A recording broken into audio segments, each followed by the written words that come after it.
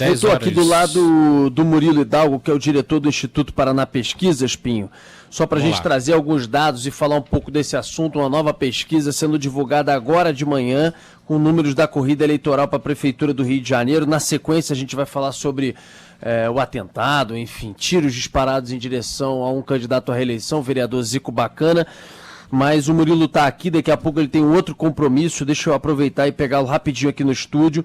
Murilo, eu vou dar os dados aqui. Primeiro, bom dia para você. Bom dia, Schneider, é uma satisfação estar com os amigos. Falar mais perto aí. Uma satisfação estar com os amigos. Valeu. Bom, eu vou dar os números aqui desta nova pesquisa e na sequência eu queria que o Murilo trouxesse para a gente o que houve de variação frente à última pesquisa, o que lhe chamou a atenção. Então vamos lá. Em primeiro, Eduardo Paes, 27,7 em primeiro na corrida. Em segundo lugar, veja só o segundo lugar, hein? Como já apontava a pesquisa anterior, a disputa acirrada entre Crivella e a delegada Marta Rocha. Crivella, em segundo, 14,1%. Delegada Marta Rocha, 14,0%. Ou seja, empatados em 14, né? Mas Crivella com 0,1 aqui na frente, segundo a pesquisa do Instituto Paraná Pesquisas. Benedita da Silva em quarto com 8,2. Luiz Lima aqui ganhou algumas casas e foi para 4,2, vem em quinto. Bandeira de Melo, 3,2%. Renata Souza, do PSOL, 1,9%, Clarissa Garotinho, 1,2%, Fred Luz, a mesma coisa, 1,2%, e Paulo Messina também, a mesma coisa, 1,2%. Ciro Garcia, 0,7%, Glória Luiza, 0,4%, Suede Aidar, 0,2% e Henrique Simonar, 0,1%. Nenhum desses, branco ou nulo, 15,4%, não sabe ou não respondeu, 6,4%. Murilo, o que lhe chamou a atenção frente à última pesquisa? Onde que você tem aqui avanços ou mudanças do quadro anterior no Rio de Janeiro?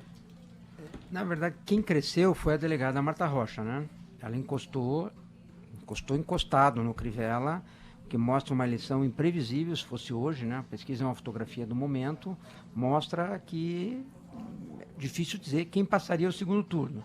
Nesse momento, uma vantagem para a Marta Rocha, no sentido dela ter bem menos rejeição e ela estar crescendo mais do que o Crivella, né? Agora, também há aqui, o próprio Luiz Lima também sobe um pouco, né? Frente à pesquisa anterior, o candidato do PSL, né? Sim, ele pode ser um equilíbrio. Talvez possa ser um voto útil ao Luiz Lima e não a Marta Rocha, e isso talvez possa ajudar o Crivella. Quer dizer, é um quebra-cabeça, né? Do que acontecerá com esse final na eleição do Rio de Janeiro. Mas hoje eu vejo um favoritismo para o Paes, se eu tivesse que apontar aqui pela pesquisa, principalmente pelo fator rejeição. Você diz de passagem para o segundo turno. De passagem para o segundo turno. Ao mesmo tempo, se a gente analisar a rejeição, fica muito claro que para o Paes, hoje, é muito melhor pegar o Crivella do que a Marta Rocha, né? A gente vem falando isso, a Andreasa já falou isso algumas vezes. Andreasa, você vê aqui, por exemplo, o aspecto rejeição, que está mapeada nessa pesquisa também, né? Rejeição dos candidatos. Eu estava dando uma olhada aqui em cima de rejeição.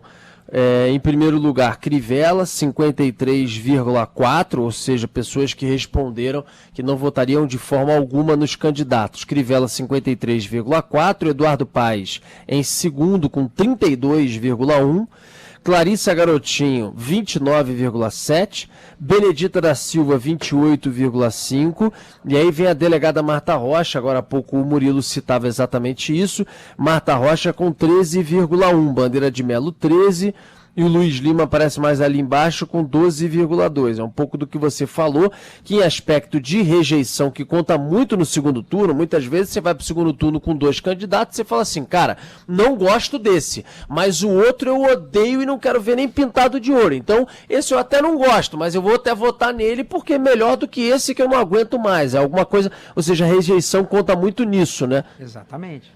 Exatamente. Por isso que nesse momento, assim, fica pensando a situação do Eduardo Paes, né? Vendo de longe, tem uma situação cômoda para ir ao segundo turno, né? Pela fotografia do hoje, Mas já de olho no segundo turno, onde se ele pegar uma Marta Rocha, vejo muito mais dificuldade para ele do que se pegar pegar o Crivella, né? Que a rejeição é bem menor, né, Andreasa? Esses números aí, Andreasa, você que tem analisado quadro a quadro também as pesquisas e acompanhado de perto, praticamente mantém um pouco do que já vinha sendo discutido, e essa reta final com Marta Rocha e Crivella, se não vier um Witzel, né, da vida, correndo por fora, você tem uma disputa que tende a ser agora bem acirrada no final, inclusive com ataques de ambos os lados, né, Andreasa? O grau de ataque subiu muito. Esse final de semana eu acompanhei de propósito, né? Fiz o sacrifício de ver as propagandas, e o ataque muito grande. O Eduardo Paes, desde sempre, embora tenha errado aqui no debate da Band, deu protagonismo para Marta Rocha. Ele percebeu que ela é a principal adversária, né? É a grande ameaça. E o Crivella é o adversário dos sonhos para qualquer um ter o Crivella no segundo turno. Essa rejeição de 53,4 é um volume quase impeditivo numa projeção de segundo turno, mesmo considerando o fato de que pode ser que o eleitor se depare no segundo turno com alguém que rejeite mais do que o adversário. Essas coisas acontecem. Eu acho, o Murilo desenhou já a respeito, o único elemento, para além dessa disputa sobre, em tese, tudo mais constante, quem iria para o segundo turno com Eduardo Paes entre Marta Rocha e Marcelo Crivella, o único elemento a se acompanhar com atenção, porque parece ter algum grau de movimento ascendente, considerando o fato de que ainda faltam quase 2 semanas para a eleição, né, é o Luiz Lima. Eu acho que é um nome a ser acompanhado. Acho que tem pouco espaço para um outsider, alguém que surpreenda. Mas de movimento mesmo, nós temos essa ascensão da Marta Rocha e alguma ascensão do Luiz Lima. Acho que são os nomes a se acompanhar. Vamos ver também o efeito da entrada mais explícita do presidente Bolsonaro na campanha do Crivella, se isso vai ter algum impacto em números. Concordo bastante com você nesse sentido. Não tenho dúvida que se tiver uma surpresa final, será o Luiz Lima. Se tem agora alguém que parece ali tentar... Agora, existe realmente um movimento, né, como alguns disseram, um movimento de quem sabe... Tem 2 movimentos, um em São Paulo, que é debatido, há uma eventual possibilidade de o candidato, alguns querem isso dentro do PT, em São Paulo, que o Gilmar Tato meio que jogue a toalha, que ele hoje está aparecendo, inclusive na pesquisa divulgada hoje pelo Paraná Pesquisas, ele tem 5%. E o Boulos, que tem entre 12% e 13%, de acordo com cada pesquisa, que o Gilmar Tato do PT jogue a toalha e peça que seus eleitores, né, votem no Boulos, porque aí o Boulos, com os 5%, estaria empatado tecnicamente com o Celso Russomano, de acordo com as pesquisas deste momento. Há também o movimento, até já foi aí noticiado, o movimento para que Bandeira de Melo, que tem 3%, ou algo entre 3% e 4%, para que ele também no Rio de Janeiro declare seu apoio. Foi até cogitado isso antes da corrida eleitoral, do início da corrida eleitoral oficialmente, para que ele declare seu apoio a Marta Rocha e, quem sabe, levando esses 3%, 4% para Marta Rocha, ela com isso poderia passar Crivella, já que agora está empatado, passar Crivella na reta final, nesses últimos 12 dias, e levá-la ao segundo turno contra Eduardo Paes, né, Murilo? Tem movimentos, a gente não sabe até que ponto isso vai se concretizar e também até que ponto isso se resulta. Em alguns casos sim, mas até que ponto isso é um resultado muito claro em transferência de votos, né? Exatamente, né? E também tem, fora esse movimento que você falou dos candidatos que tentam de todas as formas, estratégias para que vá ao segundo turno, também tem o voto útil, né? Se essa estratégia não ocorrer, pode ser que o eleitor o faça. A mesma coisa que fez na eleição presidencial de 2 anos atrás, né?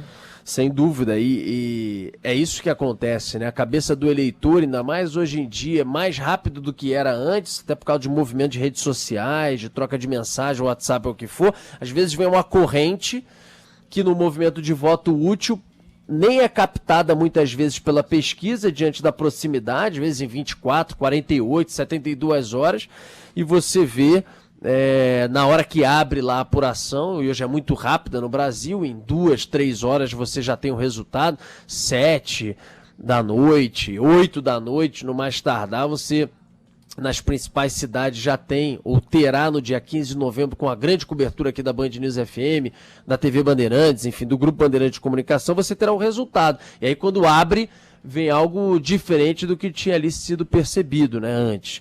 Vamos aguardar. Teremos outras pesquisas ainda para frente junto com o Instituto Paraná Pesquisas. A gente vai esmiuçar e trazer mais detalhes ao longo da programação da Band News FM e no Jornal da Band a partir de 7h20 da noite. A gente conversou com o Murilo Hidalgo, diretor do Paraná Pesquisas. Obrigado, Murilo. Bom dia para você. Até a próxima. Bom dia e sempre à disposição dos amigos. Um abraço.